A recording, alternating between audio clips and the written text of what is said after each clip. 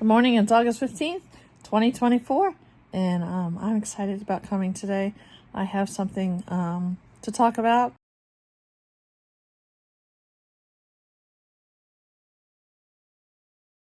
Don't seem to want to react very well today, so if you see me bopping in and out, I apologize for that. Thankfully, I can see images, I just can't seem to focus on anything. But anyway, you are awesome, you are amazing, you are wonderful, you are unique, you are amazing. Just don't forget about how amazing you are. You can if you try. People spend their whole lives trying and trying and trying and trying, and you can do it. You just have to ask God for help, because a lot of times, like with our addictions and things like that, we need the help of God in order to get it done. So don't give up. Don't give up. I hear too often, too many stories of people just giving up because they can't do it in their own strength. You can if you try. Means if you ask God for help, you will be able to get it done. It might not look the same way. Me going back up this mountain is not looking the same way it did the last time. The last time I just walked right on up, and I went through many trials, but at the same time, I was able to easily get up. But this time I can't seem to do that. It's taking a lot harder, a lot longer, and a lot harder tasks to get up there. I had to figure out how to walk with a bum leg. I have to figure out my eyes because they aren't always supporting me. There's just different things that I have to do that I don't have the ability to do anymore. But with the strength of God, I will eventually get somewhere on the top of my mountain. It might not look the same. The people that I finally get to focus on may not be the same. And the type of people may not be the same either. The last time I got up on a mountain, it was all my friends and family that I loved and adored, and I learned to accept, and so on and so forth. And it was the friends that I worked with a lot of times, and now I don't have a job, and I don't really have friends up there that are gonna be from my job, and majority of my family has passed away, so my people on top of my mountain is going to look a lot different than they did before. And you know what? That's okay. That's okay to be there. So I was dreaming last night, and it's been a hard thing to be dreaming. Some days I don't fall asleep at all. Other days I just lay there and I think, and I might go to sleep for a couple hours, but then I can't really do a lot. So I have just things in the nighttime that sleeping is just not one of them. So last night I was happy to be able to sleep. I was exhausted yesterday, and I finally succumbed to the sleeping. And as I was sleeping, I have this reoccurring nightmare, and it's something that happened to me when I was a child, and you'll hear me talk about it every so once in a while. It's when I was really young, I was gang raped, and it was the main orchestrator of it all was my oldest brother at the time. My mom had idea about what was going on, but she really didn't care anything about it. And then I was the one that got in trouble because, of course, I was the devil's pawn when I was a kid. You know what? It's one of those things that I don't think about often, because it's one of those suppressed memories that I have only in my nightmares. I don't really sit there and ponder it. So I guess in a way it's a good thing we have these suppressed memories sometimes. They're probably not the healthiest things for us, but anyway. So in the light of Brian passing away, I don't even know why this one popped back. Well, I do know why, but I was sleeping, and I was sound asleep, and I don't know, it was probably at 3:00 in the morning. I woke up, and just in my head, I was just thinking about that day, and I could smell all the smells. And when you have something like that happen, everything, different things, like your senses will kick in, and I could smell the newspapers and the old thing, and I could smell the sweaty people that were around me, and I remember the strange voice coming out, "It's okay, it's okay, it's okay. God's gonna make it okay. God's gonna make it okay." And I couldn't figure out for the life of me what that was. And as I laid there and I was praying to God, "God, please help me so I can go back to sleep, because I don't want this nightmare in my head." It was a little blonde boy, and he was over my face, and he was telling me, "God's going to make it better. God's going to make it better." Well, I was 7, Brian was 9. And sadly, Brian had to be in the same area at the time, so he saw what was going on. We were both petrified of my brother. He told us that he was going to kill us if we weren't helping or doing anything. So it was one of those things that we were just succumbed by it, and whether we wanted to be there or not. So I woke up this morning around 7:30 finally. I obviously went back to sleep, and I woke up around 7:30, and there was a dog licking me in the face. And if you don't know, we have 2 dogs now. We have one very bouncy, hyper, Brian's puppy is living with us, as well as his wife. And then our very quiet old dog is also living with us. So I had this very hyper puppy licking me in the face. "Hi, good morning, good morning, good morning." And I was like, oh my gosh. But I woke up with the thought process of Brian, and just seeing his head over me. It's not a memory that I ever had before, so I thought it was weird that it was there.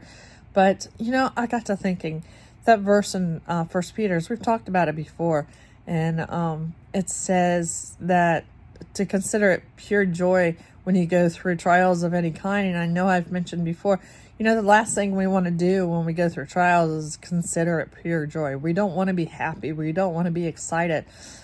But it's amazing what God brings us through. I would have never considered it pure joy to lose my baby. I would have never considered it pure joy to have to go to a cemetery to see my child. Never considered it pure joy when my dad died. Never considered it pure joy when anybody died. And but when I look back on it, I see where all these things have shaped me and made me a better person. And this too, it's still a touchy subject, but this death of my brother will make me a better person. It'll make Evelyn a better person too. So I praise God for that. I praise God that despite this, it's awesome. He's awesome. I'm awesome.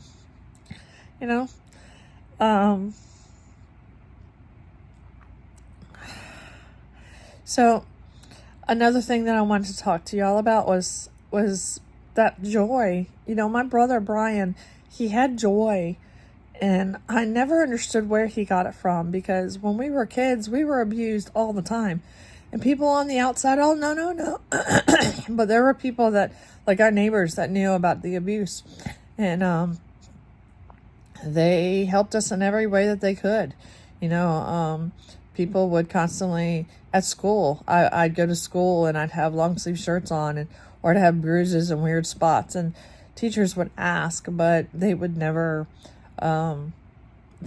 push it. And my brother Brian and my brother Kevin, we all three were abused in some way, shape, or form, always, and some just one or two ways. As my older brother got older, he joined in the abuse, and that's just how our lives were up until I was about 13 or 14 years old. And the pastor from our church stepped in, or the assistant pastor, or whoever he was, stepped in and took me out of the house so that I would not have to go through all that anymore.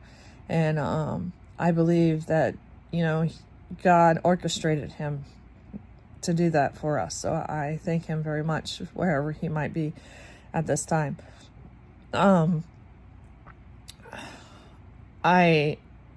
I didn't realize that when I left, my brothers ended up having to endure the stuff that I wasn't there for, and I feel bad about that now. But at the same time, I had to get out before I killed somebody or killed myself, and I think God figured that one out pretty quick. But Brian was always happy. He was always happy. It drove me nuts. When we were kids, I would be on the other end of my mom screaming and yelling at me and telling me how horrible I was. And there's my brother. And I'd be like, oh my gosh, just get out of my face. And here I grew up in anger and frustration, and I wanted to kill everybody and hurt everybody, and nobody was supposed to live, and da-da-da-da. And Kevin grew up with, he never wanted to look back, and he never wanted to associate it with his past. He never apologized or anything like that. He took it to the grave. And then there's Brian, and he found the light in a dark, dark area. And I often go into the forest, and I see where the sun is shining into the forest. And that's what Brian found. So yes, we went to Christian school. Yes, my dad was an assistant pastor for the longest time. And he still drank alcohol. He still had his drunk moments. He was drunk anytime he wasn't at church. And my mom rarely ever went to church. She went to church just to show off that she could go to church. But most of the time she wasn't at church. And there was a reason for that. She didn't feel like God really wanted her, really accept her. And not to mention she was also high or drunk or whatever else majority of the time. So, but it was my brother who held on to that glimmer of light, glimmer of hope, glimmer of something. And that's how he got through. He got through all the abuse. He got through all the sexual and mental and physical abuse that he had to endure, and I had to endure, and Kevin ended up being a part of for the rest of our young lives. And he finally, I mean, people wonder all the time why he went to Triple R Ranch all the time. Well, he was holding on to that glimmer of hope, and he was hoping that Triple R Ranch would have a brighter sense of that hope. And I think that's where he found a lot of that hope, was at Triple R Ranch. So if you were Triple R Ranch back in the 80s, I appreciate you showing my brother that hope is a strong hope. My brother fell away a little bit when he was right after college, but for the most part, he kept that hope. And he held on strong to it. And he would often say things to me like, don't worry. God will get us through. God will get us through. And I'll be like, I don't want God to get me through, because the God that they were teaching me about was a God of hatred. And even people at my church would say that I was the devil's pawn, and that I was God's curse to my parents. And that's how it was. And young teachers, when I was young, I would cuss people out and yell at people. I'd knock some girl head into a brick wall. I was angry, very, very angry. And nobody could understand how to control my anger. And I went from one Christian school to the next Christian school, to the next Christian school, to the next Christian school. And all because somebody was trying to teach me a lesson. And I just didn't like any of it. So anyway, God has always been, but I didn't see him. I didn't see that glimmer of hope that Brian held on to so strong. When we got out of school, Brian went on to Asbury College. He really wanted to be a minister of some sort. So he loved taking things apart and putting them back together. He loved all of that. He liked communications. He wanted to be a news reporter or something like that. So I know in high school he started becoming lights for the church that my mom attended. And then he went to college, and he learned how to do all of that and be something to do with film and things like that. And then he worked some more with the man called Jesus at the church that they attend now. And he grew up just holding on to that glimmer, and he grew up loving that glimmer, and he grew up finding pure joy in everything that he ever had to endure in his life. And he used it for the benefit of his life. And that's how he lived his entire life, even up until he was working when he had his accident. And he loved his job. He loved being there. He loved the people. There was a few people he didn't really like, but he liked them because he felt like they needed to know about Jesus Christ, that they needed to see who God was through him.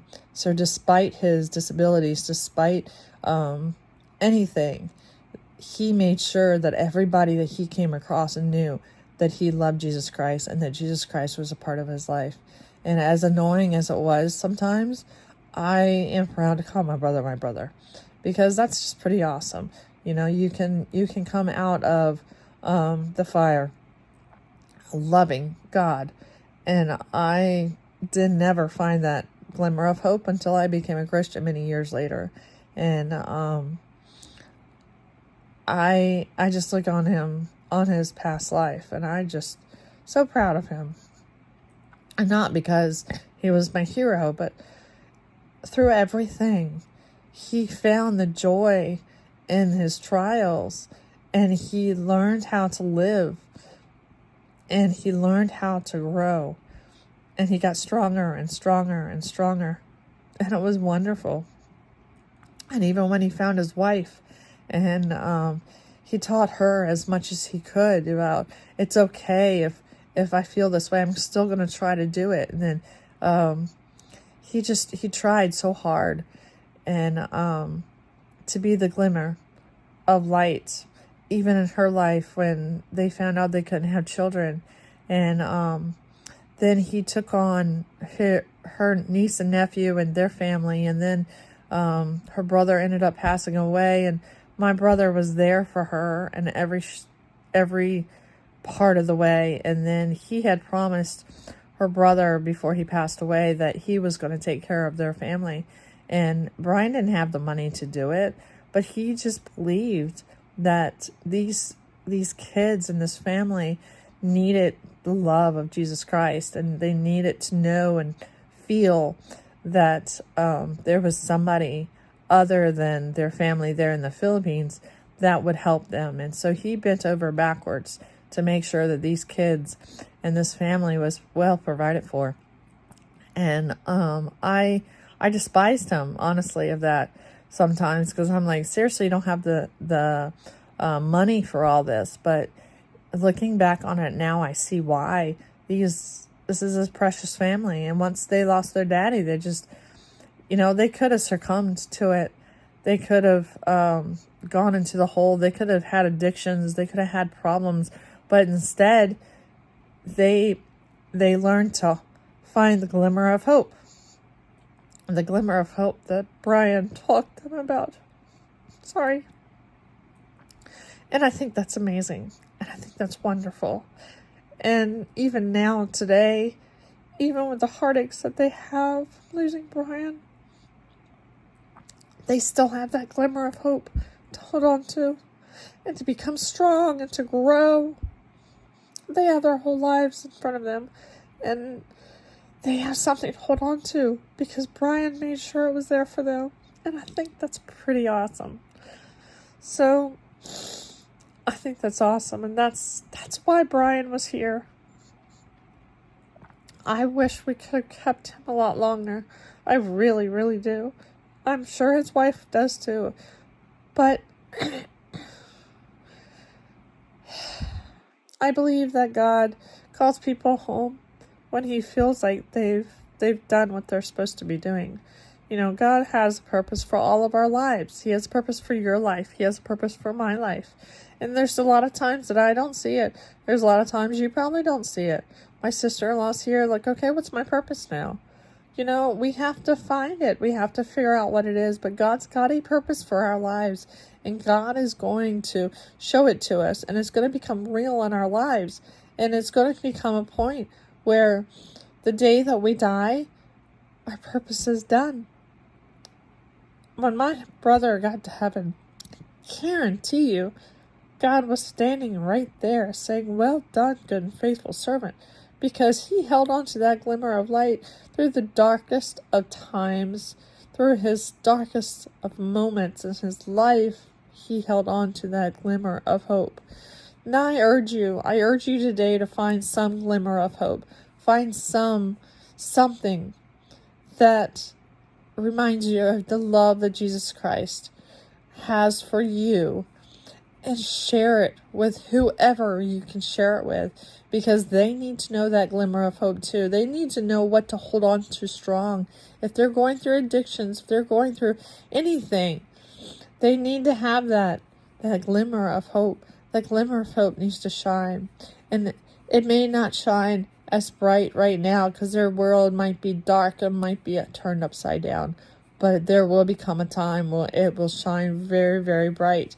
And then they will shine out and be able to touch other people too.